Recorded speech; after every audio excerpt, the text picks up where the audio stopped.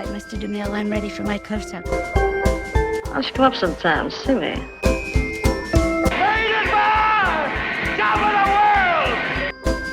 Fasten your seatbelts. It's going to be a bumpy night.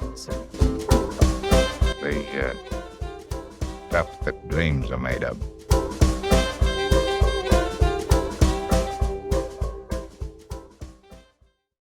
Hi, Wendy here. Before we start off our episode today, I want to remind everybody to check us out on social media, Facebook, Twitter, and TikTok. Also, please leave a rating or comment on iTunes or wherever you get your podcast. You can find us on social media by simply searching Silver Screen Time Machine, and please make sure you follow our podcast, Silver Screen Time Machine, anywhere you get your podcast. Thank you, and enjoy the episode.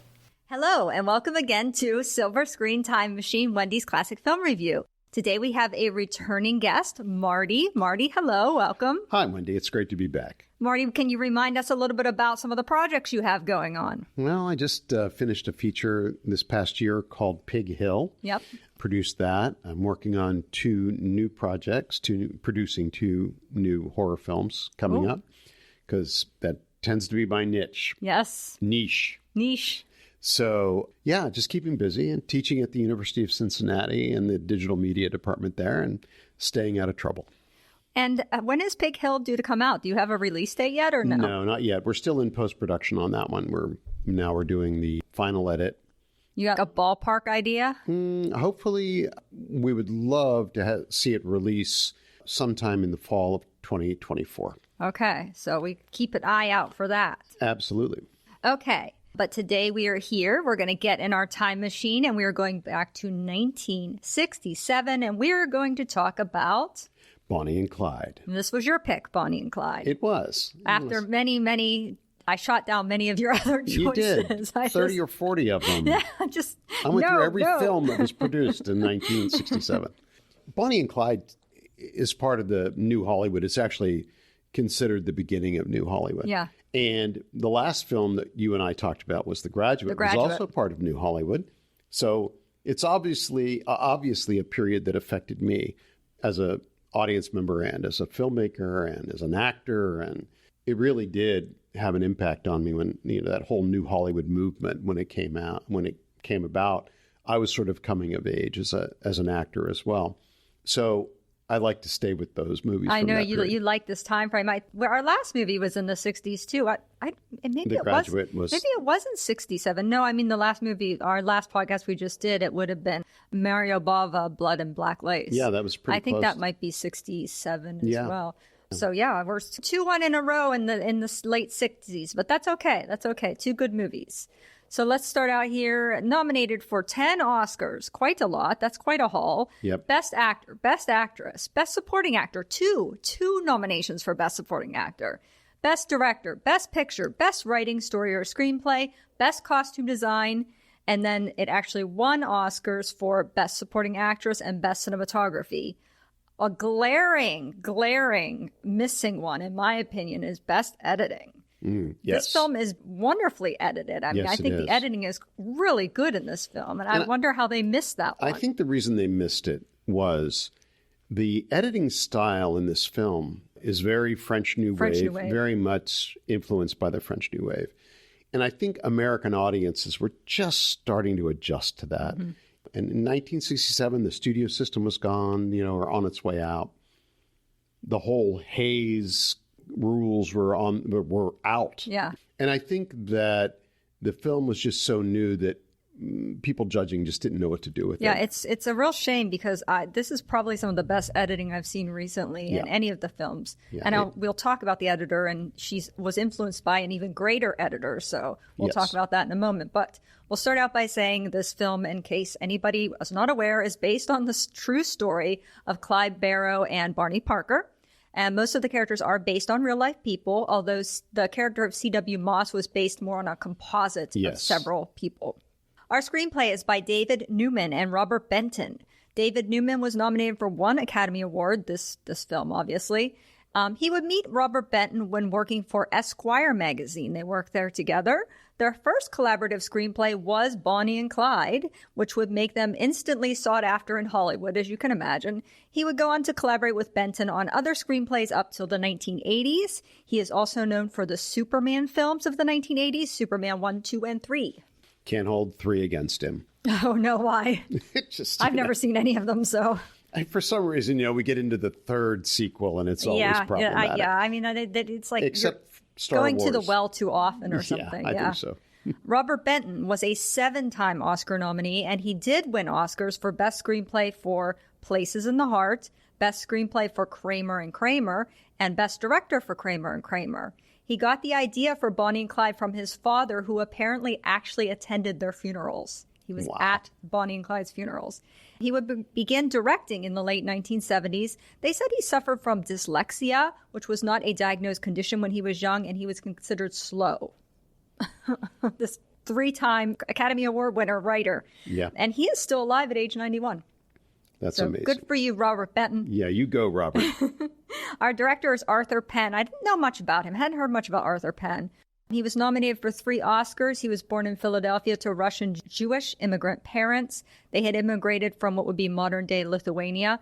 He was drafted into the U.S. Army in World War II, and he served in the infantry in the famous Battle of the Bulge.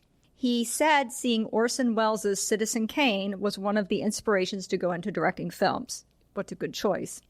He started out directing TV dramas before getting involved in feature films. Many of his films are influenced by French New Wave style and involve countercultural issues. Known for The Miracle Worker, The Chase, Alice's Restaurant, and Little Big Man. Yes. Miracle Worker I know of. Newman and Benton had originally wanted Arthur Penn to direct. That was the first person they had in line. But he was in production in The Chase, so he refused. They then turned to Jean-Luc Godard, who wanted to shoot this film in New Jersey in the winter. And he was affronted when it was suggested that it should be shot in a warmer climate since it was supposed to take place in Texas. Yeah. Warren Beatty learned of the script and bought the rights. He also tried to convince Goddard to direct. They really wanted Goddard to direct this. Again, that didn't work out. He tried a slew of other directors, and they all turned the film down. Nobody wanted to direct this film. But Beatty would continue to try to convince Penn, who turned down the film several times before finally being convinced to direct this film. And the irony of that is Godard was such a heavy player in the French New Wave. Yeah, well, that's I think why they were specifically targeting him. Yeah, that's why they wanted him. Beatty was offered 40% of the film profits to avoid paying him just a minimal fee as a producer by Warner Brothers because they thought this film was a complete disaster. It was going to flop, and they thought, oh, we don't even want to pay him a producer fee. Oh, just tell him he can have 40% of the profits. And then Beatty would offer 10% to Penn to try to get him to come on to direct. And the irony of it was that this film wound up grossing $70 million. The score is by Charles Strauss. He was best known for composing music scores for Broadway shows. A majority of his work came on Broadway. He composed music for Bye Bye Birdie and Annie on Broadway, and they will also be used in the film versions. He is still alive and he's 96 years old. Wow. There's a lot of people that are cast and crew on this film that are still living and are quite elderly. That's great. There's something about this film. That's right. Made people live long. It was the catering. And the banjo piece used throughout is called Foggy Mountain Breakdown by Flatt and Scruggs. This is actually considered bluegrass music, which only started in the mid-1940s, so it's a little inappropriate to be in a film that's supposed to be from 1933. Yes, but the roots of bluegrass. Yeah, they said there was some general startup of blue. Yeah, there's some debate as to the exact when did bluegrass really start. Okay, here's my favorite, my friend, our editor, Dee Dee Allen, a woman. Yes. That's why she wasn't nominated. No, just kidding. But she was nominated for 3 Oscars, not this particular film, as I said. Her mother was an actress who abandoned the family when she was 3 to pursue an acting career in Europe. She and her sister were taken to a boarding school. Her father died in an auto accident the next year, and they would spend 6 years at the boarding school before she could reconnect with her mother. She started working at Columbia during World War II because of a shortage of men due to the war. She would go on to work in the sound effects department and take lessons at the Actors Lab in acting, directing, and stage management. She would eventually work as an editor and would come under the mentorship of the great Robert Wise, who encouraged her to think outside of the box when editing. Similar to techniques used in French New Wave, Allen pioneered the use of audio overlaps and utilized emotional jump cuts, stylistic flourishes that brought energy and realism to characters that until that point had not been a part of classic Hollywood film editing techniques. Yeah, she was considered very cutting edge in her editing. Yes. And if you look at the early history of Hollywood, many of the first editors were women. And I read somewhere that the studio bosses felt that they were more focused, more organized. And editing is all about organization. That's really the key component of editing. And so a lot of the earlier uncredited editors were more women. Yeah, back in the day. Rob, that was one of the few crew positions that women could ever have in Hollywood, to be honest. I mean, you didn't have women cinematographers and et cetera, Right. Very few women directors back in classic Hollywood. Mabel Normand was the only woman that had a studio. Very few and far between. Yep. And what better mentor to have than Robert Weiss, the editor of Citizen Kane? Yeah. I mean, he's an amazing editor, except not as good as David Lean, but second. Okay, another thing, she used cutting to express the micro-cultural body language of the characters, and moving the plot along in an artistic, almost three-dimensional manner became her modus operandi. In 2012, a list was composed of the 75 best edited films, with Dee Dee having 3 films on the list, which was the most by one person, only surpassed by George Tomasini, who was Alfred Hitchcock's editor. Yep. She is known for The Hustler, Reds, Dog Day Afternoon, and Wonder Boys. Again, I really think she deserved a nomination on this film. I think it's a shame she didn't. Our cinematographer, Bernard Guffey, nominated for 5 Oscars. He won for this film and also a film I really love, From Here to Eternity, Montgomery Clift film. He began his career as a camera assistant at age 18 and would be chosen as second unit photography by John Ford for his film The Iron Horse. He would start as a cinematographer in 1944 on the film Sailor's Holiday. He became well known for his clear visual style and excellent arrangement of shots, especially in film noir, which he had shot up to about 20 film noirs. His later projects, often described as having, quote, a flat style, end quote, of cinematography, represented a shift from his previous methods. This aesthetic was characterized by its simple, realistic cinematography, emphasizing simplicity and minimalism to capture the scene's core without elaborate shadows and lighting. This change showcased not only his technical expertise, but also his artistic responsiveness to the storytelling requirements of each movie. Specifically for our film, the focus during the filming of Bonnie and Clyde was on achieving realism and to achieve that visual effect in color on screen. Quote, Guffey noted that Arthur Penn, the director, aimed for his film to have a genuine, non-theatrical feel, end quote, said Warren Beatty, the star of the film, who was also the producer.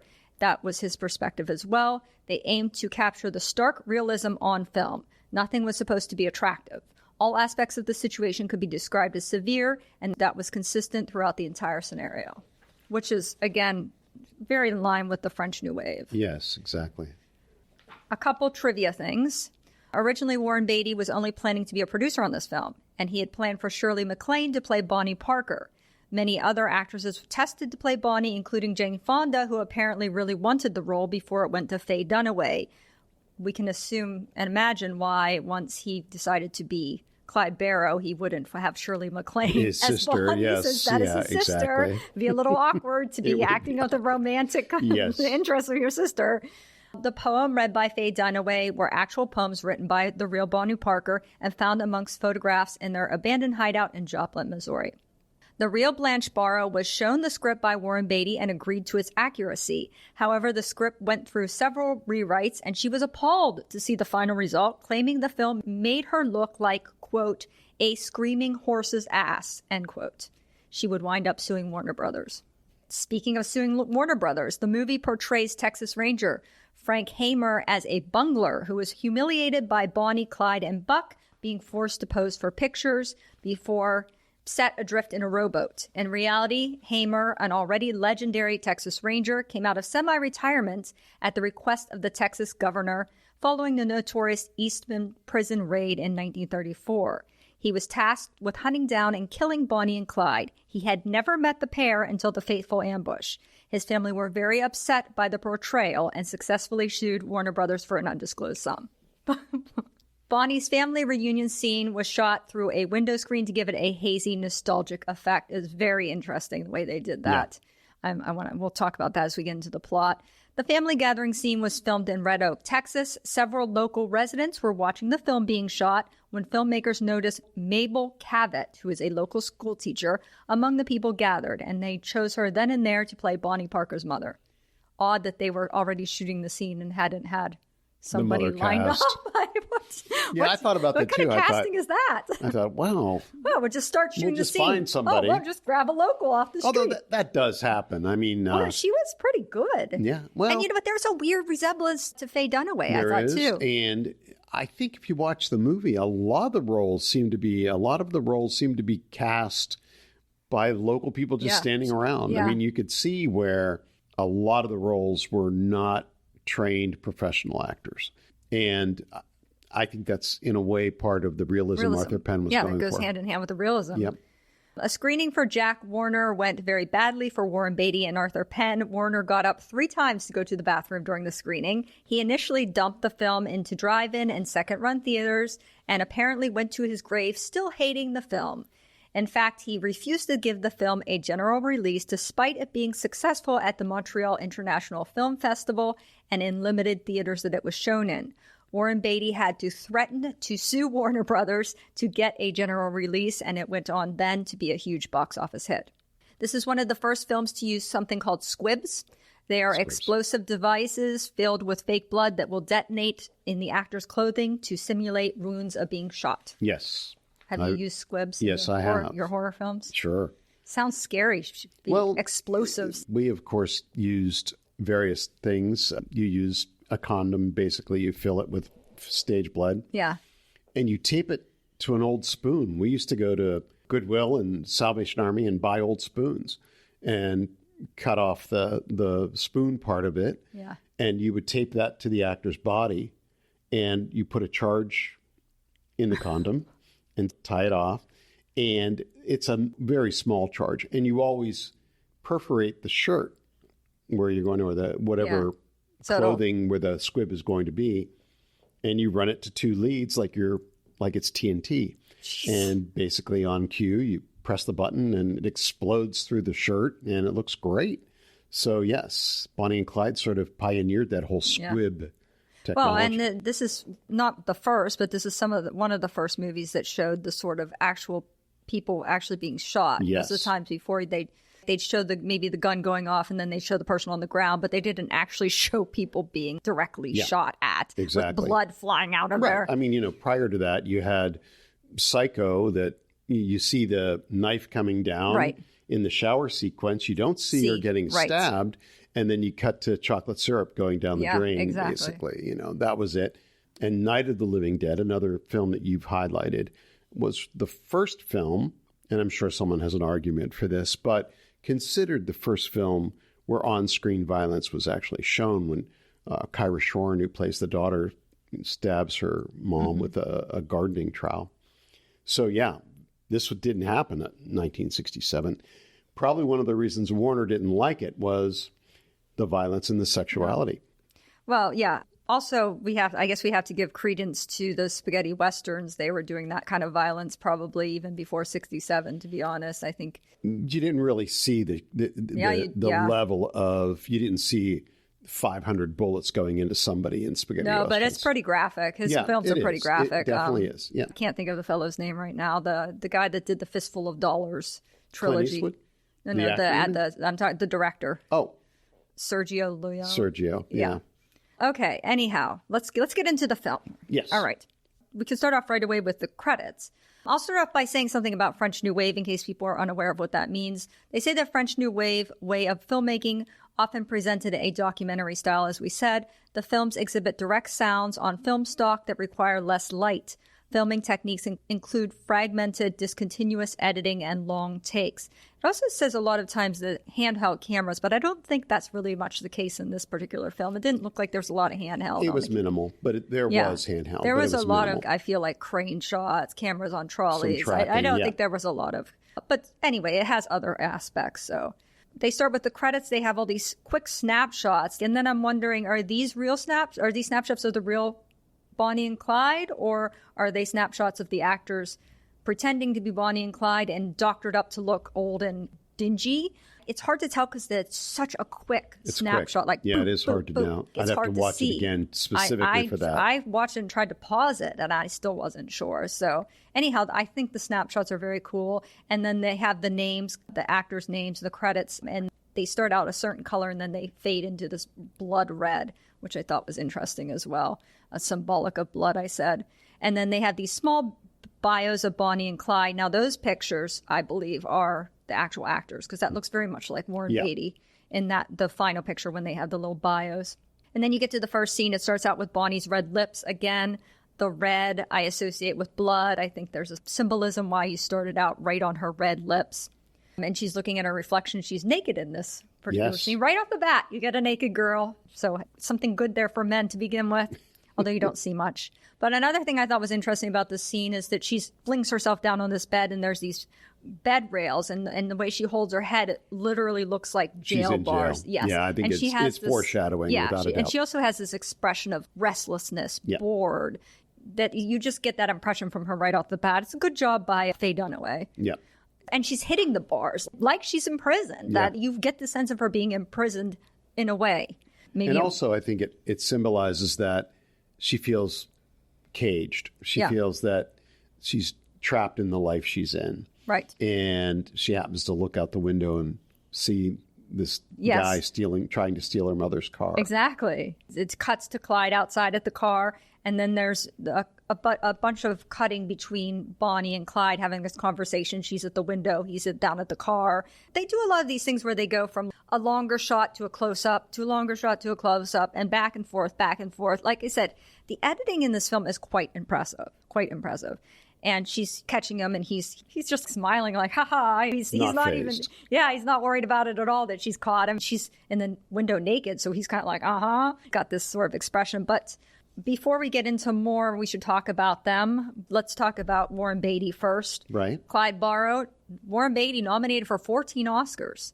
He won an Oscar for Best Director in Reds. Warren was a football star in high school at Arlington, Virginia, and was offered numerous football scholarships, but he turned them all down. He and his sister, Shirley MacLaine, had a great interest in films when young, and Warren was inspired by his sister's success as an actress, and he moved to New York to study under Stella Adler, who is a known follower of the Stanislavski system of acting. They're just kind of a precursor to the method acting. Despite his sister's success, he had to work several jobs to support himself while in New York. I think she could throw him a little money. But Maybe she did. Apparently not. He made his film debut in the Elia Kazan film Splendor in the Grass, which was a huge success. After numerous films in the 1960s, Beatty wanted to try producing and would begin producing and often directing his films. Only Beatty and Orson Welles had been nominated by the Academy of Motion Picture Arts and Sciences as an actor, a director, a writer, and a producer for the same film. Beatty is the only person to have ever done it twice. Well, yes, that's true. And he only acted, I think, 35 roles or something. I looked on the IMDb. And he started acting in television in the mid-50s. I think he was on Playhouse 90 or one of those in 1957. So it took him almost 10 years to he wasn't just like an instant. To Bonnie and Clyde. Yeah. But Splendor in the Grass, I think, was 62, 63. It was definitely early 60s. Yeah. So, he paid his dues. He definitely paid his dues. Warren was almost as well known for his high-profile affairs with women as he was for his films, and he finally wound up settling down with Annette Bening. He is still alive at age 87 and is known for numerous films, including Shampoo, Dick Tracy, and The Roman Spring of Mrs. Stone.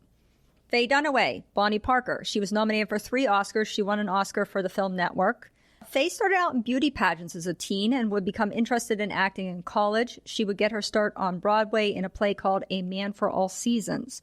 Her film debut was in The Happening. Have you seen The Happening? Yes. I've actually seen The Happening, too. It's a very odd film. Yeah, it's a very 60s. But it has this really great... dun-dun-dun, dun-dun-dun, Yeah. dun-dun-dun-dun-dun-dun. I like that music. Which was followed by a leading role in this film, Bonnie and Clyde. She was a popular actress in the late 60s and 70s, but would have some trouble in the 80s, especially after her performance in Mommy Dearest. Though she worked steadily in film even into the 2000s, she would never really regain her former stardom. She had a 2-year love affair with Italian actor Marcello Mastroianni. He was a Fellini guy, who she wanted to marry, but he would not divorce his estranged wife, sort of a la Spencer Tracy in a way. Yeah. She also was married to Peter Wolf of the J. Giles Band and Terry O'Neill, with whom she had a son, Liam. Terry would announce that Liam was actually adopted, despite Faye giving everyone the impression otherwise. She was sometimes considered temperamental, with Betty Davis calling her the worst person she had ever worked with. However, many thought her just a perfectionist with a strong desire to perfectly embody her character. She is still alive at 83 and is known for Chinatown and the Thomas Crown Affair, among others. Yeah, she was in some of my favorite movies. Bonnie and Clyde, of course. Well, Chinatown is one of everybody's. Chinatown is amazing. Everybody loves Chinatown. Yeah. And Network is. I loved her in Network, and I loved her in Mommy Dearest. I thought that was an amazing performance. Yeah, I don't think it was her performance that was the problem. No. I think it was the film. People really disliked that film. It's sort of like tearing down some people's idea of an idol or somebody they think should. I don't. Maybe she got difficult after that. I don't know. It's hard to say, but I just think that she had a brilliant career and some of the greatest movies ever I don't know that she was. The problem is when you're a perfectionist and you want to get your thing exactly right, you can be judged, especially as a woman, as you can be called temperamental. Well, a lot of men were too. You never heard of men called temperamental? Sure. Robert Blake was a classic example of somebody, because he was temperamental, ruined his own career. Oh. All right, so let's get back to, we'll try to get ourselves back in here. Sure. So she winds up going outside and meeting him. I said, again, I'm going to reiterate this several times throughout this podcast, that this new wave sort of just having outdoor ambient scenes, there's very little score in this, very little. I mean, most of it is really that banjo music. Yeah. Other than that, it's almost all just sounds you would hear in the area you're in. Right. For example, in this particular scene, they're outside. You hear a lot of birds in this scene. You hear their voices. There's a really nice tracking shot as they walk down the road. And then Clyde tells Bonnie he was in prison, and she doesn't seem to... Wasn't affected by it. Yeah, she doesn't seem bothered by that. But I was a little bothered by the fact that I thought his suit and his hat seemed very nice for somebody in the Depression era who had just gotten out of prison. It was perfectly tailored, beautifully. Everything was in beautiful state. That may have been artistic license. Yeah, I'm like, could we have sort of muffed them up a little bit? I mean, it just looks too unrealistic to me. And she's kind of in this sack-like garment, which to me seems more realistic. And then he tells her the story about how he chopped off his toes in prison. And that is actually true of the real Clyde Barrow. Right. They used a lot of things that are Factual. true. Yeah. Yes. I mean, they took some license here and there with things, and, they had to change things around to make it a movie. But they put a lot of truth in this. Yeah, they did. Yeah. And even the photographs that they posed for in the film are based on actual photographs. Yeah, those ones they found in Joplin, Missouri. I thought this was an interesting angle when they're drinking the cola, and it sort of shows a very close angle from the bottom of his chin. Mm-hmm. And then you see Bonnie, she's very seductive with the bottle in her mouth. You keep seeing her, the way she's drinking the Coke is very seductive. And the gun, the whole she's very placement very of the gun seductive. And how she's touching it. It's very suggestive. Yes. Clyde's telling her that he does robberies. He's trying to impress her, and she's challenging him. She said, I don't believe you. And like I said, she seems fascinated with a gun. Yep. And she keeps egging him on, saying, oh, you wouldn't have the guts to commit a robbery. And it's obvious she wants him to go do this. So, of course, what does he do? He's like, well, I'm going to go commit a robbery. And he goes into the store. This cross-cutting they do. First of all, the cuts are very seamless, I think. Yeah. They just blend together beautifully. They do until we get to the very end, but yes. Yeah, but that's, I think, deliberate. Yeah. Yes, that is deliberate. But you'll get this long shot. You'll get this angle from behind the head. You'll get this close-up of the face. They have a lot of camera angles going on here. And he goes and robs the store. They jump into the getaway car, and then they introduce themselves to each other because they hadn't introduced. That's how when they first learn their names. And then you get your banjo music coming up. It seems like the banjo music always happens when they're in the car. either when they're fleeing or driving in the car. That's almost always when the banjo music happens. It's a really nice, catchy tune, to be honest. Yeah, it is. I kind of like it.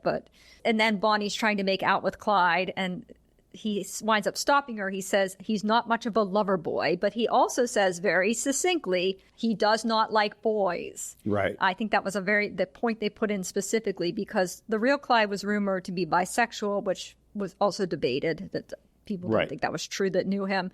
But Warren Beatty did not want the character to be bisexual because he didn't want that to reflect back on Warren Beatty, the actor.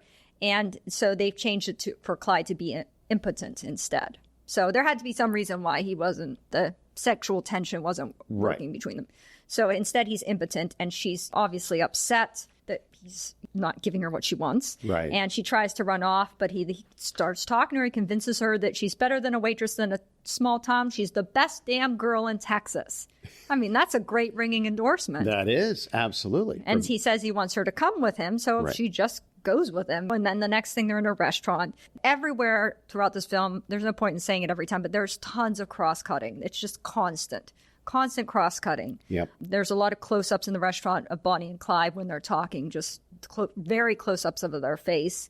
And I thought it was interesting. He tells her to change her hair, and she immediately does it.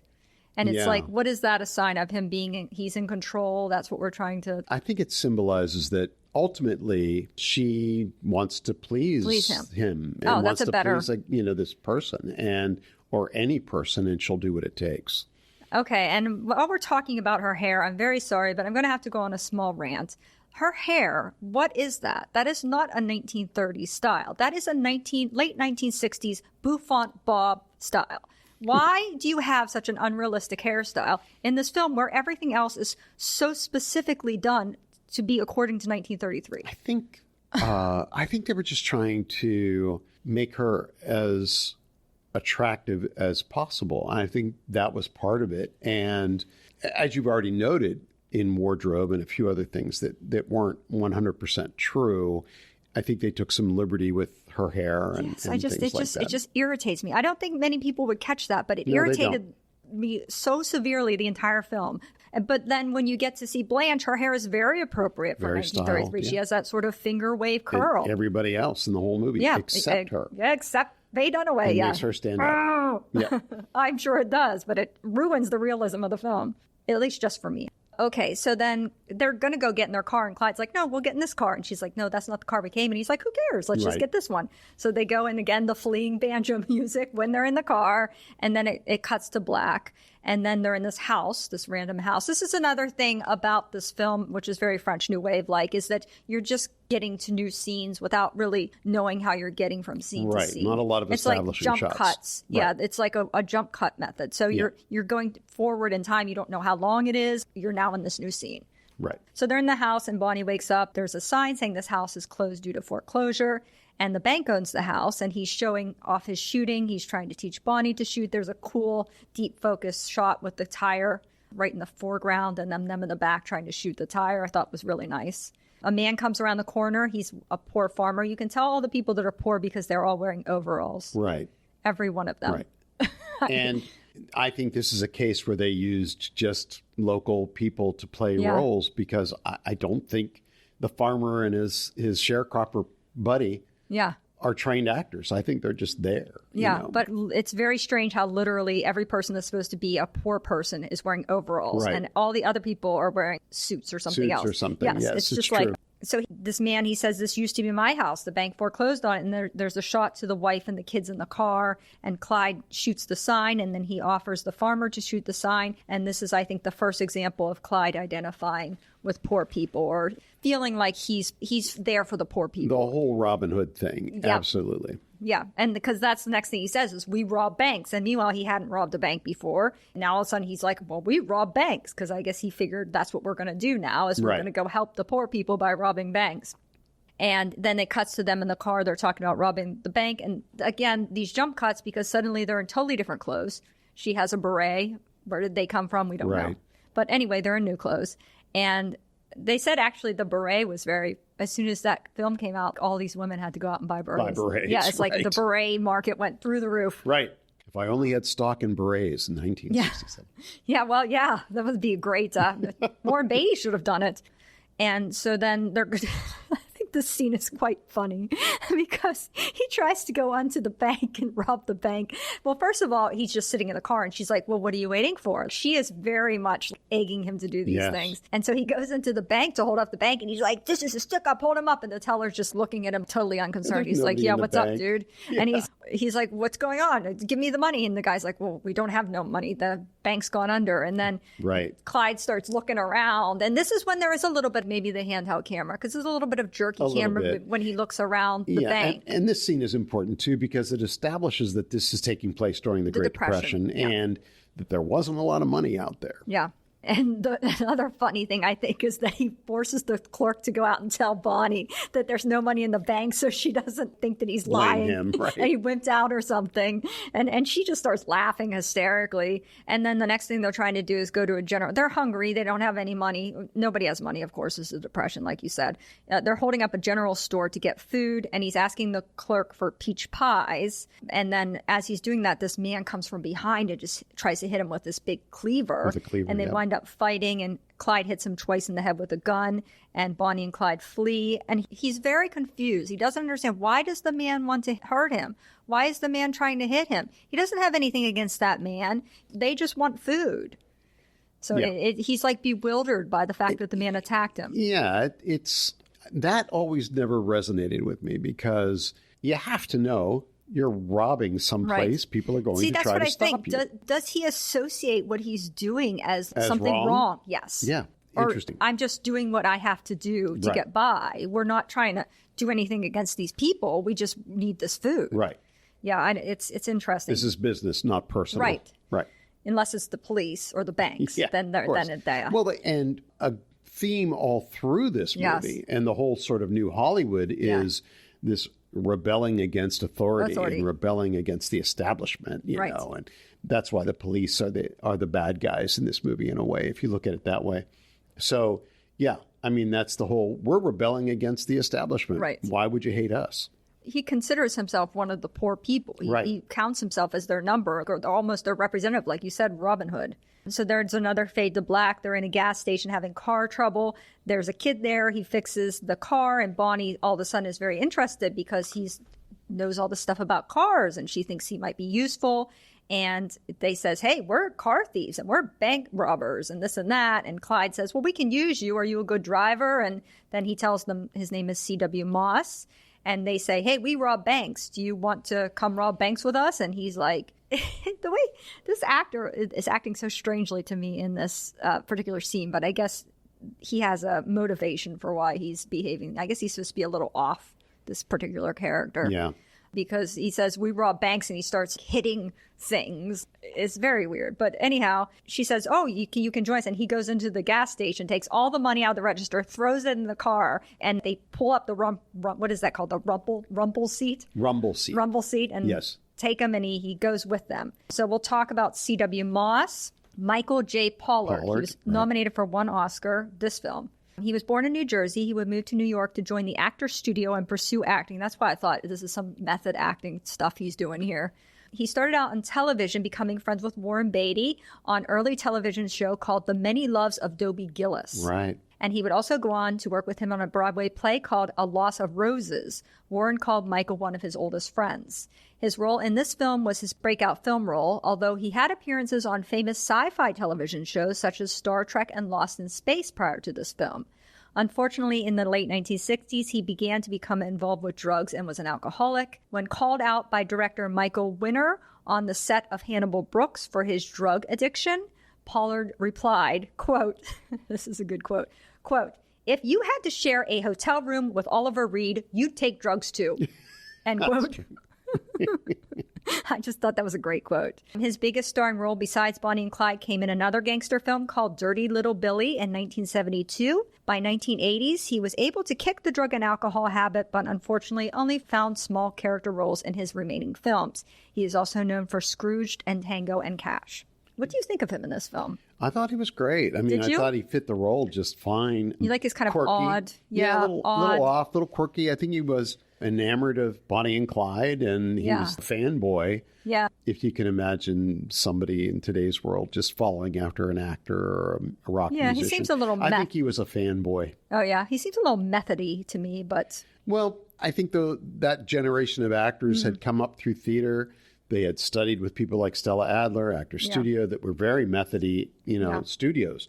But it was an accepted norm in the day, and I just think his performance was fine. So did the Academy. So I didn't think he was bad. I just thought he was a little mannered. Yeah. I guess is the word I want. Oh, okay. Because I wrote they have some overhead and long shots. I'm guessing the camera is on a crane. It is on a crane at that point. And then I said, question, not so much keeping with the French New Wave, question mark. Wow. That was my own little statement there. There was still a little bit of Hollywood going on back then, So then they show the man at the hospital. He's the one from the store that Clyde hit. He's being shown pictures. He identifies Clyde. And it cuts from a room shot with the police and then a close-up of him. And he looks quite gruesome because he has these two really black eyes. Yeah. And then you get a motel sign. And I'm going to start talking about noises. There's a snoring noise in the room. Somebody's snoring. I'm not quite sure. I think it might be C.W. Moss. It probably is, yes. Yeah. But that's what I'm saying. There's all normal noises except when in the car and they have the banjo music. Otherwise, it's just, what do you say, ambient sounds? Yeah, ambient sound. Ambient sound. Yes.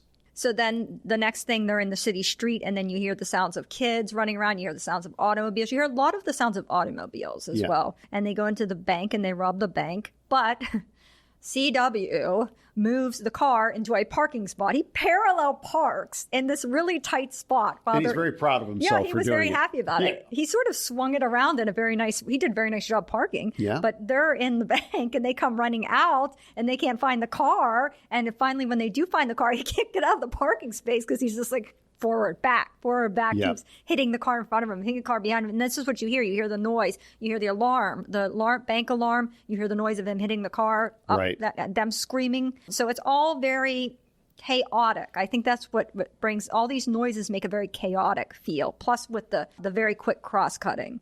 It just creates chaos throughout the whole movie and tension. And then as they're driving away, the car scenes I really like because the cutting in the car scenes is excellent.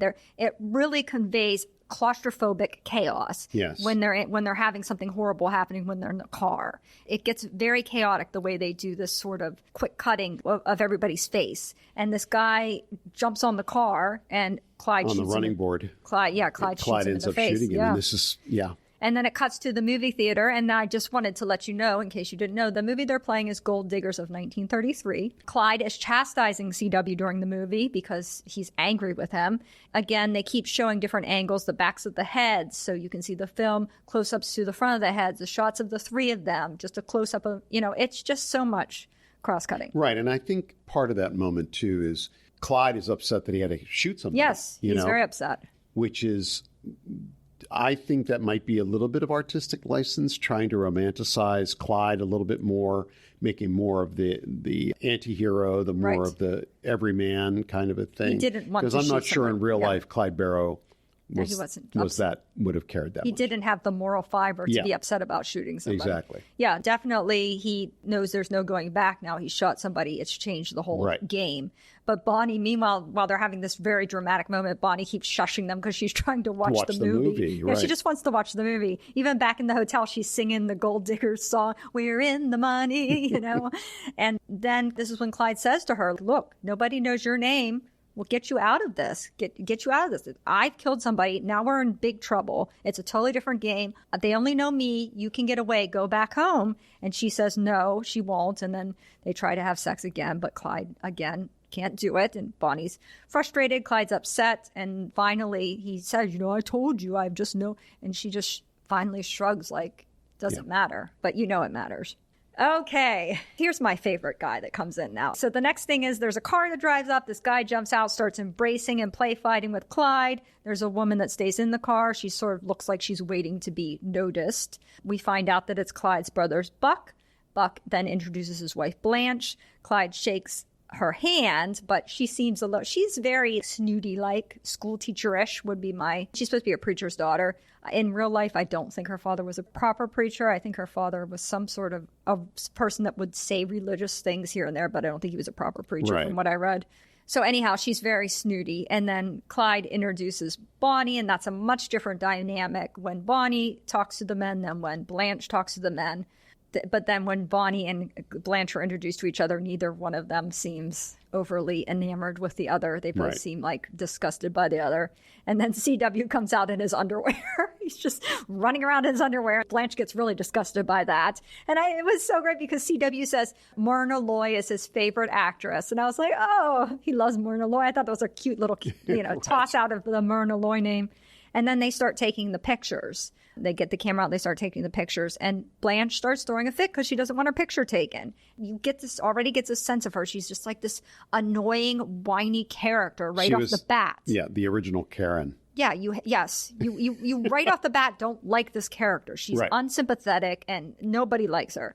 And that's the way that Penn wanted her to play it. He wanted her to play screaming, hysterical shrew as much as possible to sort of counteract and make Bonnie seem more like cool-headed. Right. But, I mean, it's kind of a shame for Blanche because that makes her very unlikable. But I should say that Buck is played by Gene Hackman. I think he is so wonderful in this film. I think he's the best actor in this film. I think if anybody should have gotten the Oscar for acting, it should have been Gene Hackman. That's my personal opinion. He's wonderful in this film to me. He's a 5-time Oscar nominee. He won Oscars for The Unforgiven and The French Connection. As a child, he admired James Cagney, and by age 10, he decided he wanted to become an actor. However, his father left the family when he was 13, and at age 16, he lied about his age and joined the United States Marines. Back in the day, I guess you could just pretend to be a different age. You didn't have to have identification. People did that all the time, yeah. Yeah, I see that all the time in these things. He served there for approximately 4.5 years. In 1956, he would move to California and join the Pasadena Playhouse, where he befriended Dustin Hoffman, your guy. And they were both voted least likely to succeed in their class. This inspired Hoffman and Hackman to move to New York. After several bit film parts and some off-Broadway stage work, Hackman made it to Broadway in 1963. He didn't have an easy time of it. He had a hard going to make it even to Broadway. He had a hit play in 1964 called Any Wednesday that got him noticed in Hollywood. Though he was nominated for an Oscar for this film, he didn't find much success in the 1960s. However, in the 1970s, he had a series of hit and critically acclaimed films, including his Oscar-winning role in The French Connection, which helped make him a star. He would only retire from acting in 2008. He has also written 3 historical fictional novels. Did you know that? I did not know that. You might want to pick up a historical fictional. Gene Hackman book. He is or was also an active cyclist and has a passion for car racing and architecture and design, creating at least 10 homes. He is known for many films, including Unforgiven, The Poseidon Adventure, Mississippi Burning, and The Royal Tenenbaums, and he is still alive at age 94. Yeah. Good old Gene Hackman. He's great. Really like him. Yeah. Yeah, he's one of my faves. Yeah, he was kind of that generation's Spencer Tracy, I guess, a little grittier, not as pretty, Yeah. I always admired him as an actor. Yeah, he seems far more natural in this film than, say, Warren Beatty. Yeah. To me. He always had a natural style. Yeah. I mean, even in The French Connection. Yeah, I just believe him as the character. Very believable. And as Blanche Barrow is Estelle Parsons. She was nominated for 2 Oscars, and she won the Oscar for this film for that annoyingly shrill, obnoxious character. Yeah. Estelle was from Massachusetts, and she knew Jack Lemmon from childhood. She said he was her first boyfriend. Well, there you go. She would go to college to study law and would also be a singer in a band. She would move to New York City to become a writer, reporter, and producer on The Today Show, and would also study acting at the Actors Studio. We have a lot of method actors in this film. She would then move to Broadway and had a long and acclaimed stage career, also working in television as well. Bonnie and Clyde was her second film, and she received an Oscar for her role. She's also known for Rachel, Dick Tracy, Watermelon Man, but perhaps is best known as Roseanne's mother on the television show Roseanne. And she is still alive at age 96. I think we need to have a Bonnie and Clyde reunion with all these people. I mean, everybody's, well, except C.W. Moss. Michael Pollard isn't alive, but all of the other main actors are, Yeah. So you already get this sense of Blanche as she's throwing this fit. You have a really good sense of her character and I think that her character is there to give us that contrast. Yeah, from Bonnie. The panic. That's what they said, yeah. Yep, the fear. They start taking pictures with the guns.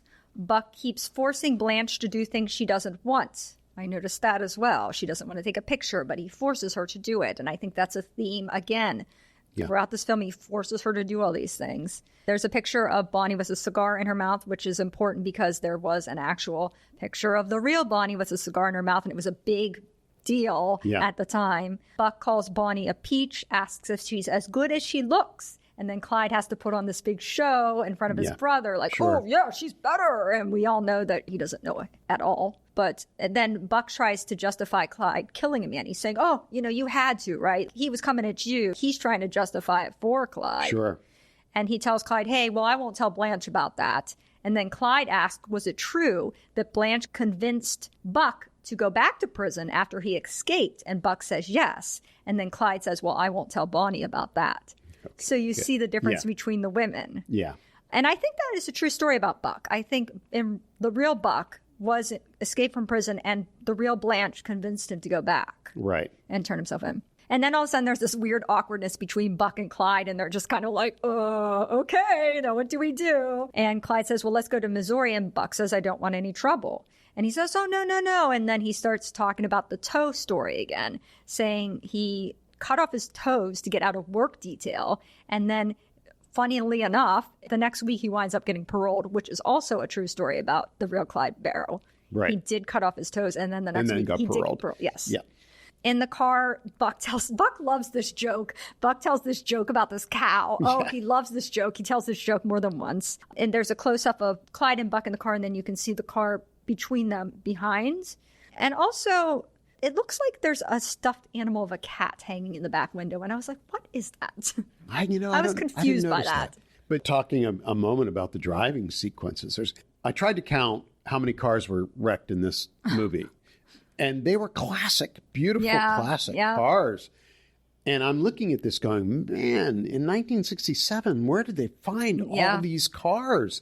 Because even the scene that we had talked about earlier where they shoot the gentleman after the bank robbery, there were a lot of cars in the street. Yeah, they're all on the street. Yeah, I mean, we're still looking at cars that would have been 30 years old. Right. And more, 35 years old, right?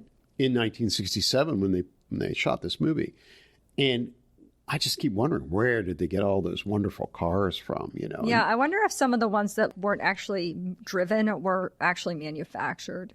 Probably could. And they made could have been, or maybe. like created by the set designer, whoever, the production manager, whoever does that stuff. There was a lot of cars. And the driving sequences were obviously rear screen projection. Yeah, I hate that. Yeah. I hate that. It just looks so fake. It looks fake, and I hate it. And I feel like in 1967, they must have had some better technology at that point. Cameras were very big, and wasn't easy to get a camera in a car with 5 actors sometimes, and have the room to shoot from within the car. So they had to use that approach, that technique to give it some level of realism. So, cameras were huge. They had to. There was no other way to do it. In 1967, practically 1970 at this point. Well, I understand in 1930. This is 1967. I guess Aeroflex had a smaller camera. Oh, certainly it did, because David Lean used it in 1962. Yeah, you had Aeroflexes, but I always assumed the reason they didn't go for that was, number one, it was easier to not have to try to get the camera in the car with all those actors, and remembering that it's a period car, that it's not like a car of today. But I think it was more efficient to shoot it with rear screen projection. Well, it sucks. Sorry. Well, I am a big hater of rear projection. I can't stand it. As a matter of fact, we did a White Heat not that long ago, which they did a beautiful job. They probably had to use rear projection, but they did a beautiful job in that film of matching it. Doing it. Yeah, it looked so real. I even commented how great that looked, and that was in 1950 something. Yeah. So whatever. Anyhow. So then they're getting into the next set of lodgings. Buck's not known part of the gang yet, so he's getting them set up with the new lodgings, and then he carries Blanche across the threshold. They have sort of this very romantic vibe, despite the fact that she's really annoying and he's always bullying her. They still have this sort of, you get this sort of romance sense of them, that they really care for each other. Blanche is very excited. She's running around, new house, and she's looking at everything, and Bonnie is not excited at all. She's just dropped in a car. And again, I said there's just, all you hear is people talking. You don't have any score. And then it cuts to them playing checkers, and then you see everybody's having good fun. But Bonnie, she's getting restless again. She starts mocking Blanche, and Clyde tells her to stop. And Bonnie says, well, don't you want to ever be alone with me? Like, you have to imagine how frustrating it is to have these people around all the time. Yeah. So you kind of sympathize with her, especially since Blanche is annoying. And then the kid comes with the groceries, and then he starts to get very suspicious, this kid. And he's looking around at the house, and I think he must recognize them, or he just thinks something funny is going on there. So I think he goes and tells the police, because the next shot, then Bonnie's reading her poetry. And again, like I said, this is real poetry from the real Bonnie Parker. And Buck keeps interrupting her, and then all of a sudden Clyde's sort of going to the window, and there's a police car pulling up. And I think the police were just planning to look into what was going on. I don't think they knew that, oh, this is Bonnie and Clyde hiding out. Because they said that they're in a different place altogether. Right. But they were starting to get media coverage, which was newspapers back in those days. And they were starting to get a little bit of notoriety. So their photographs could have been circulated. They could have been. And I thought the police presence was a little heavy for just looking investigating. Yeah, I think they were there to getting ready for a fight. Well, even if they weren't, Blanche starts screaming like a crazy person, like in the most obnoxious fashion, and she does not stop screaming the whole scene. It's really annoying. And then that starts to shoot out with the police. And then, like I said, all you hear in the scene is you hear the glass breaking, you hear the police shots, and you hear Blanche screaming. Those are your sounds. And again, this is tons of cross-cutting. It's very chaotic, very dark too. Yeah. So you get you can't really see as much of the action, which I like when they do that actually, because it gives you more sense of an imagination. Yeah, it seems more tense when you can't see everything perfectly. Again, French New Wave. You know, not a lot of lighting. They managed to get in the car. Blanche is running down the street with a spatula. She's like, well, I don't know why she didn't put it down, but anyhow, they're running down the street with a spatula, and they pick her up too, and she's still screaming. Even when she gets in the car, she's screaming, and Bonnie's like, "Shut up, stop it!" And we're all like, "Yes, Bonnie, tell her." And Blanche is saying, "Oh, I just want to leave," and Buck says, "Well, hey, you know what? Now I've killed somebody. We're in this. We're stuck in this."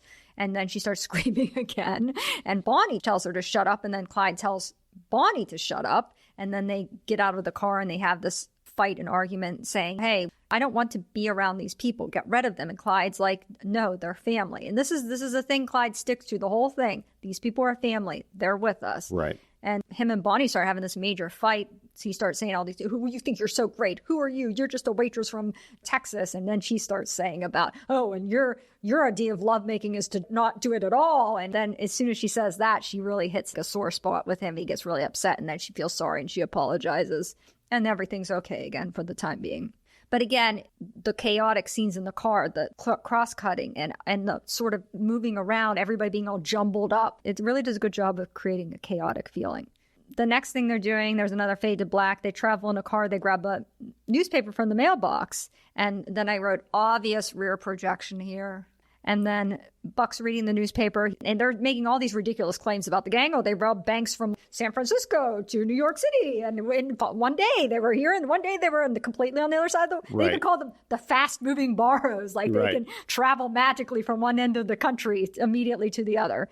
And the newspapers were really just sensationalizing everything they did. Right. And I think that was it's just another symbol of the anti-media, anti-establishment kind of feel that this movie had. Yeah. But I think it was definitely anti-media, anti-Hearst. And the article identifies Clyde, Bonnie, and Buck. Those are the only people it identifies.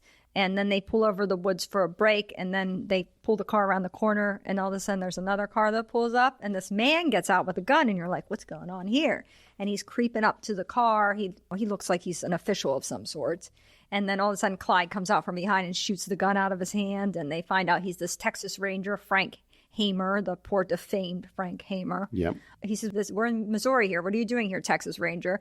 And then he says, oh, the banks have been putting out a reward for us. That's what he's doing here. He's bounty hunting. And then he starts getting really angry, saying, why aren't you protecting the poor folks? He identifies very much with these poor folks. Sure. And he wants to discourage the bounty hunting, and they're trying to debate whether they should kill him or what. And then Bonnie says, well, let's take his picture and humiliate him. So they act like they're all friendly with him and take a picture, and then Bonnie kisses him, and then he spits on her, and that makes Clyde infuriated. So he throws him in the lake. He's trying to drown him, and Buck's stopping him. They're, again, all you hear is yelling, splashing. They throw him in this canoe, and they just send him out to the lake.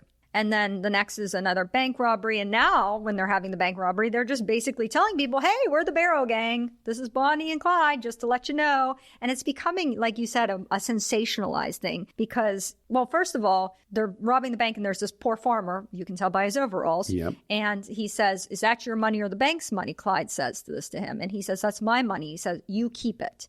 And I think they said that Clyde did, that was true. That was true. Yeah, Clyde. I mean, there is a certain level of realism in the Robin Hood thing that Clyde let some... That Clyde had, he let some poor person keep his money. Yep. I think that was a true story. And then there's the alarm sounds. These alarms are very loud. And they get in the car. Buck gives these officers sunglasses to Blanche, and they have the banjo music again. And then this is an interesting scene because they're cross-cutting to the police chasing them and this gunfight as the police are chasing them in the cars, and then to people giving interviews at the bank who are now their little local celebrities because they've met the Barrow Gang. They're like, I almost lost my life. And they show a newspaper guy taking pictures of him. They're pointing to the place where the bullet, it's very interesting. But in the meantime, it's cross-cutting between that and them having this getaway with the police chasing them. And they manage to get to Oklahoma, and one cop, they're pursuing them. And the one cop says, oh, let's catch them anyway. And the other cop says, I'm not risking my life in Oklahoma. And so they turn around and go back. Yeah. And then they come to this, they come to a lot of these clearings. There's a lot of these clearings where there's all this woods around. This happened, there's several places in the film where they do this. And CW is fixing the car, and this is when they're divvying up the money. And Blanche says, well, wait, why don't I get a share? Because he gives a share to Bonnie. Blanche is in. Yep. She wants her share of the money. And then she asks Buck to ask him, and then Buck asks Clyde, and Clyde isn't upset. No. Clyde's like, okay, cool. But Bonnie is infuriated, and she walks off, and then Clyde has to go back and say, they're family. This is family. And she says, what about my family? They need money too. And then all of a sudden, CW runs up, says, hey, we need a new car. And then this is the scene on the porch where this couple is necking, I guess you could call it for an old-fashioned term. And you can see them creeping in the background and getting in this car and starting the car. And she's like, no, Eugene, no. And he's trying to kiss her or whatever. And then all of a sudden, she's like, wait, isn't that your car? And he's like, that is my car. And he jumps over the thing. He starts chasing them down the road. And they get in another car. And they start pursuing them in another car. And this guy, Eugene, who is played by Gene Wilder, this is his film debut, Wilder's film debut. Eugene is saying, I'm going to tear them apart. Wait till I get them. I'm going to tear them apart. And Velma says, Eugene, what if they have guns? And he's like, yeah, we'd better go for the police. Yeah, we'd actually better go for the police. And they go to turn around to get the police. And now Clyde says, they're turning around. Let's chase them. And he goes and cuts in front of them. And I think it's funny. They come up and they roll up the windows. Like that's going to do anything. They roll up the windows and they're all pressing their faces against the windows, terrorizing them. They say, we're the Barrow Gang. He takes them in the car with them. They all get in the car together. And this is all squished in the car now. And I wonder about this scene because there's the four of them in the back.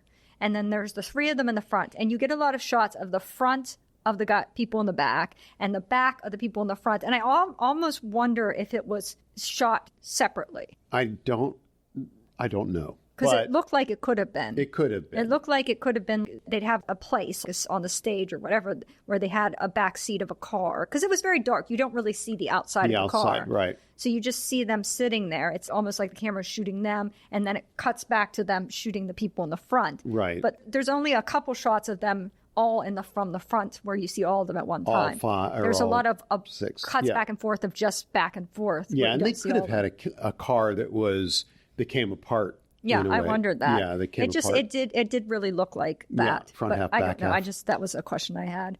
At first, this couple is very scared, obviously. But then as they're going on, they keep cutting to later down the road. All of a sudden, they're getting more and more comfortable. Yeah. Buck is telling them the cow joke that he's so fond of.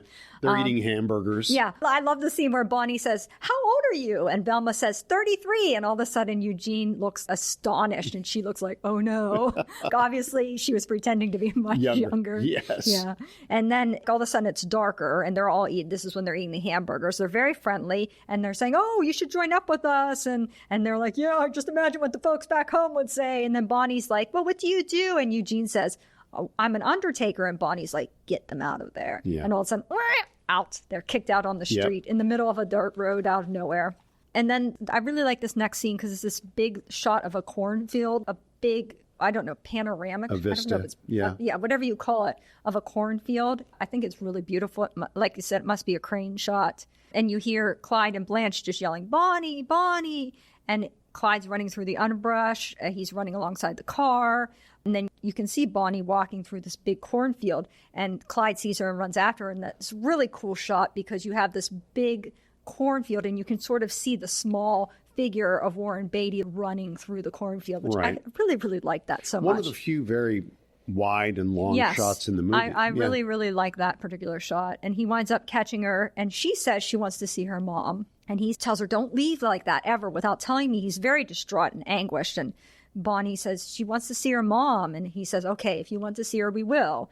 And then that, again, you have that beautiful shot of the cornfield, which kind of dissolves into the next scene, which is sort of on this dirt land and some sort of a weird thing in the background that looks like a sort of the old factory, or very symbolic of the Depression era and the Dust Bowl.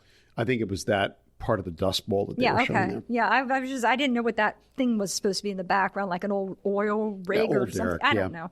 Anyhow, the dissolve goes nicely into that dirt thing, and you see this is when they have that beautiful hazy shot that, to me, this looks so French New Wave. The way they shoot this scene, it's very it gives it almost a soft focus look to it, dreamlike state. I would say. And there's also some slow-mo in this I saw as well. And all you hear is really the sound of the wind and people talking very quietly at random. It's a really, really interesting, very artistic scene. Yes, it is. I really think that's maybe the most artistic scene in the entire film. I love it. I would agree with you on that. It's absolutely. gorgeous. And again, I think they just used random people in this sequence as the family members. And the mother was just, this is the scene with the mother, right? Yeah. And so after they're done having this lovely little family party, Bonnie asks her mom, can she stay a little longer? And Bonnie wants Clyde to convince her to stay. And Clyde's doing this sort of blustering thing, trying to convince the mom that everything is okay. He takes good care of Bonnie. He'll quit when the hard times are over, and that they'll live by the mother. And the mother is not taken in at all. No. She basically says, I think, Clyde Barrow, that you should keep running, and I think you know it. And Bonnie is shocked, seems shocked by the truth. I think Bonnie's living in kind of this idolized world, idealized world where it's like, oh, we're doing all these things, but we'll eventually go back to regular life. And I don't think she quite grasped until that moment that you're never going to be able to go back. Well, I think going back to Gene Wilder saying, I'm an undertaker, I think one of the reasons that Bonnie gets so upset is that it brings into reality that what they're doing could get them killed and end up buried and dead and buried. Yeah. And then the next scene, CW has this tattoo. Everybody's in this motel. The women are arguing again. Then it causes the men to start to argue. And then Clyde says, somebody go get food. And he sends Blanche and CW out because they're the non-recognizable members of the gang. And the sign says they're in Iowa now. That's the only reason we know that is because there's a sign.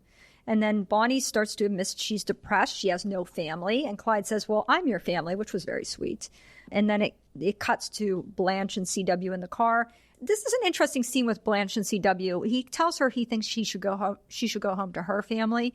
And they start talking a little bit about religion because she says her father was a preacher. He said, what religion? She said, Baptist. He says, well, I'm a whatever, some other kind of religion. And I thought it was a weird, significant conversation, but I wasn't sure what it was significant of. I'm not sure either. But they put it in there for some particular reason. Yeah. I'm sure. I don't know. Maybe if I see it again, I'll think further on it. But then when they're in the restaurant, CW is trying to give her money. And as he's giving her money, some man that's sitting there sees a gun on him. He goes to the phone. He calls and asks for the police. And then the next thing you know, the police are knocking on the door. And Blanche covers Buck's mouth and says, the men are on the other side, which obviously I felt like she was trying to let them go get Bonnie and Clyde. Yes, exactly. And get away from them. Yep. And then, of course, right away, their room starts getting shot up, Bonnie and Clyde's. They start having a gunfight again. And they also now have grenades. They get a lot of weapons quite easily in the Depression era. I'm not sure where they got the grenade from. Where did they get all these weapons? I'm not sure. Well, and in real life, they said they had a ton of weapons, too, when they were originally caught them, they had a ton of weapons. And another thing, Buck and Blanche are trying to get out, but they're behind this mattress. What is that going to help? I couldn't understand what the motivation was there. But CW throws one of their grenades, and then as they're with the mattress, Buck gets shot in the head. And then Clyde manages to get the car. He and Bonnie are in the car, and they manage to go and drag Buck into the car. So everybody's in the car. They're driving away. As they drive away, Blanche gets hit in the eye with a piece of glass. And then as they're driving down the street, they manage to pick up CW. And then after that, there is major chaos in the car. They're screaming. Oh, everybody's everywhere. It's very chaotic. Yeah.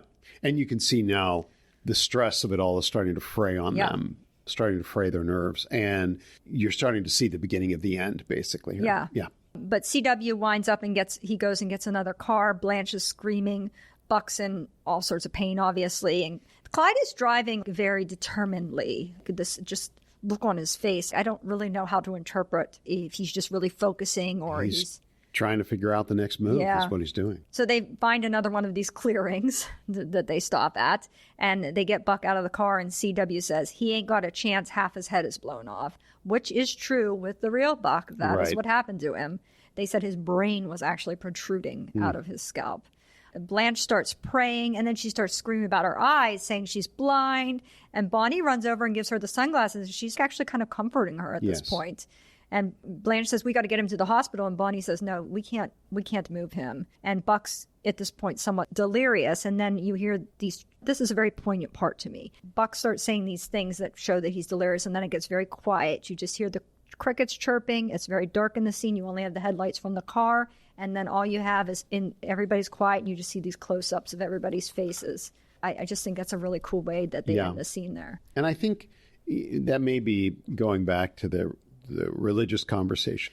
That may just be a little bit of foreshadowing as well, that we're about to have our redemption. Yeah. And I think that may be that, again, we're all about to meet our maker kind of a thing. Yeah. It sort of goes to black, and then immediately it's the morning. It's bright again, and it's exactly this. Where everybody's in the same situation. Nothing's changed. They're all still there, but it's just light now. And then all of a sudden you hear a man yelling surrender, and then all of a sudden all these people are in the woods with guns, start shooting at them. They're outside of the cars, and they have to jump in the cars. They have to drag Buck in the car. And a lot of these people that are shooting are Clyde's poor farmers. They're not all policemen. They're poor farmers that they've gotten to come and help them. That's part of the posse. Yeah, they've gone against Clyde. A2, poor farmers. That's my reference to Shakespeare. Yeah, I got it. A2 Brute. Anyhow, Clyde winds up getting shot in the arm. The car winds up wrecking, and everybody sort of falls out. Buck starts running the wrong way, and Blanche follows him. But Clyde's saying, no, Buck, this way. But he persists on running the other way. And then Bonnie, Clyde, and CW go into the woods. And I think the point of that scene is that I believe that Buck was he knew that he was in trouble, and he was trying to get the men to follow him so that at least Clyde could get away. Yeah. That's the impression I got. And then this is really heartrending, because you just see these men, and they're holding Blanche. You just see Buck on the ground. He's sort of flopping around. They're holding Blanche. She's screaming, he's dying, Daddy. She calls him Daddy a lot. Daddy, Daddy. And it's really, really, really sad, actually. I mean, I think it's really sad, because she's obviously devastated. And then you just see his arm flop over, and that's the end of Buck. Although in real life he didn't die like that, but he died in a hospital. I think that scene is responsible, not completely, but I think Estelle Parsons, that's what really gave the Academy the impetus to give her. It's the only part of the entire film where I somewhat like her. Right. And I have some sympathy for her. Yeah, exactly. And then it cuts to Bonnie, Clyde, and CW are in the water. Now Bonnie gets shot in the shoulder, and Clyde sees a nearby house. They're kind of lying in the grass, and he runs and grabs the car, and then you get your banjo music again when he comes with the car, and CW gets them both in the car, and he starts to drive.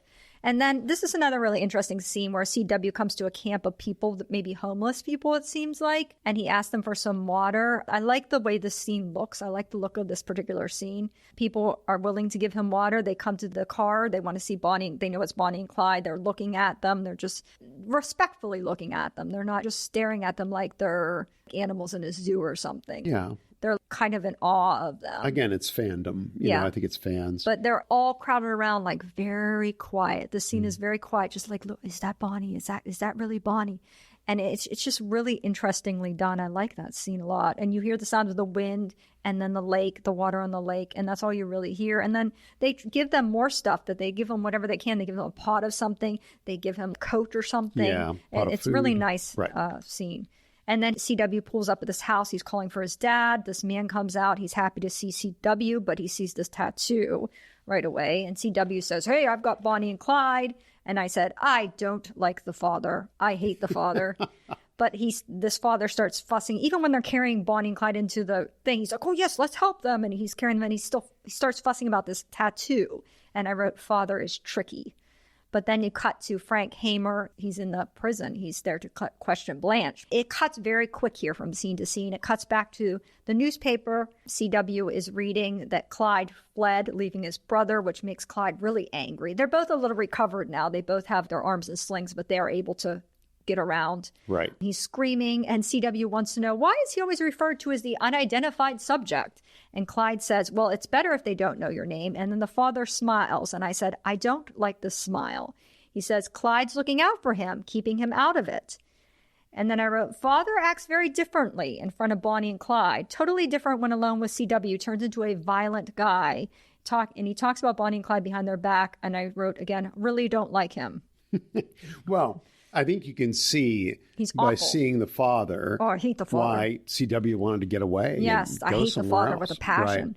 And the tattoo is interesting because the movie, again, is very sort of 60s centric, and it is 1967, the summer of love. And the tattoo has flowers and an angel and the word love and a heart, Peace. It's peace. Yeah. I don't know if it has peace, but it's like that hippie thing. It's a very hippie-ish tattoo. And I think it's really the symbol of the era that the movie is being made in, is that tattoo. Yeah. Not a symbol of 1933. Certainly. That's true. If we want to be realistic. Yep. Anyhow, and then again, like I said, we're cutting from scene to scene here because next you see Hamer going into the room with Blanche, this prison hospital room. Her face is all bandaged. She can't see anything. He kind of sneaks up on her and scares her on purpose. And first she's terrified, and then he starts being very comforting, very sympathetic, and she starts to trust him, and he wants to know the name of the other members of the gang. And she winds up telling him C.W. Moss's name. And then she keeps talking. She thinks he's still there. She's talking, telling him all this stuff, and he just creeps up, and then it's just her talking in a room by herself. Yep. Thought that was significant.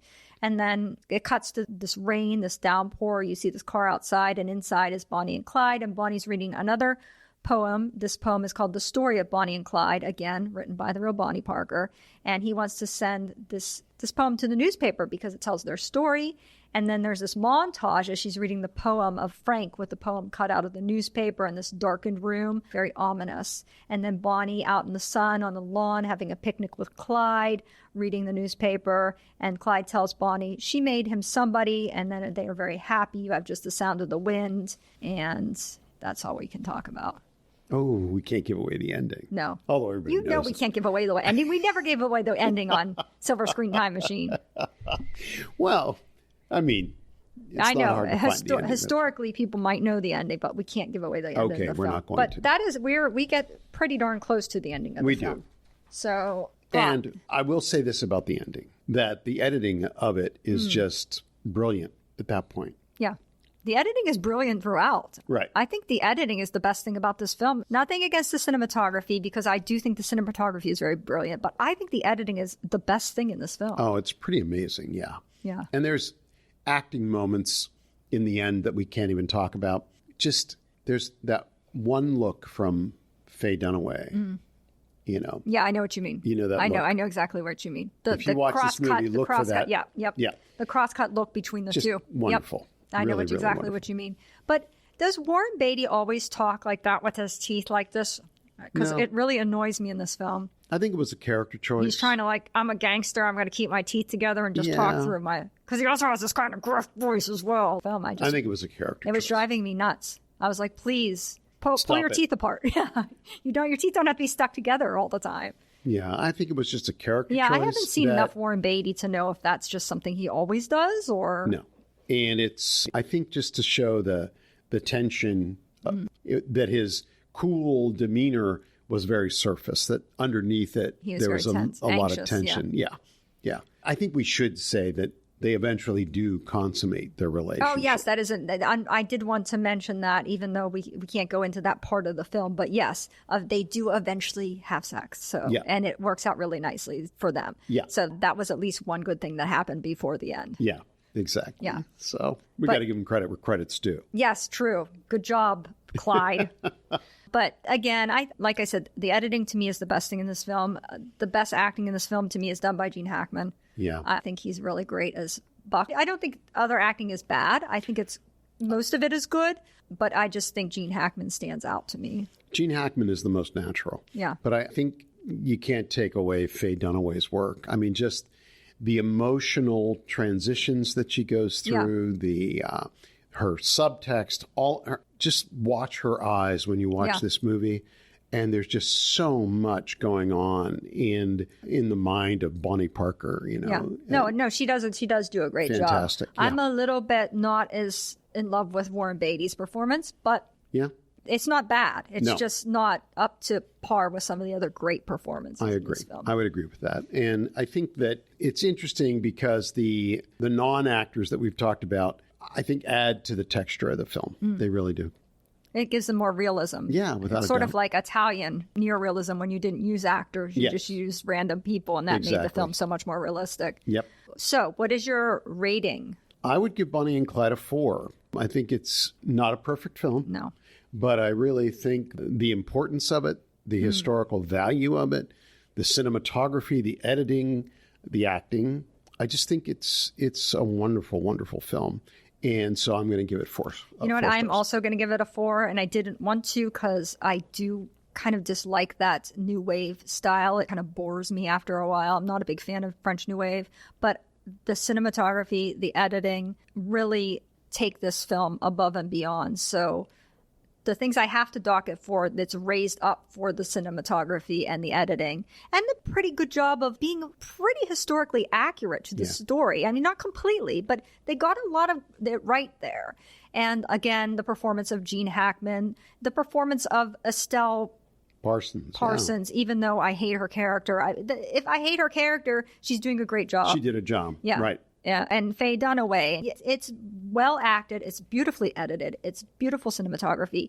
I like the banjo music. I loved just the sounds. I think it just makes the movie so much better. You don't necessarily always need a score. You don't need this big dramatic music all the time. Sometimes it's more dramatic to just have sounds, background noises. And that's what I think is so great about this particular film. So, yeah, I mean, I will give it a 4. Great. Yeah. We agree. Yes. Unlike the last time. But yes, but we do this time. But Marty, I do want to thank you for coming on. Do you have any parting remarks? No, I just think everybody should go see this movie. Yeah. Or find it on some streaming platform and watch it again if you haven't seen it in a long time. It really holds up, I think. Yeah, it's a great film and like very modern, especially with the editing, with the fast cross-cutting. I think that's a very modern technique these days. Yeah. So, yeah, absolutely. Well, thank you again, Marty. And hopefully maybe we'll have you back again sometime. Always happy to be here. Awesome. Thanks, Wendy. And so for Silver Screen Time Machine, Wendy's Classic Film Review, this is Wendy saying goodbye. Thank you for listening to our podcast today. Please don't forget to follow us on Facebook, Twitter, and TikTok. And please leave us a comment or a review on iTunes, Spotify, or wherever you get your podcast. Intro and outro music composed by Heidi Engel. Artwork by Tyler Birch. Produced and edited by Wendy Whittick. Recorded at PCTV Studios, Pittsburgh, PA. See you next time.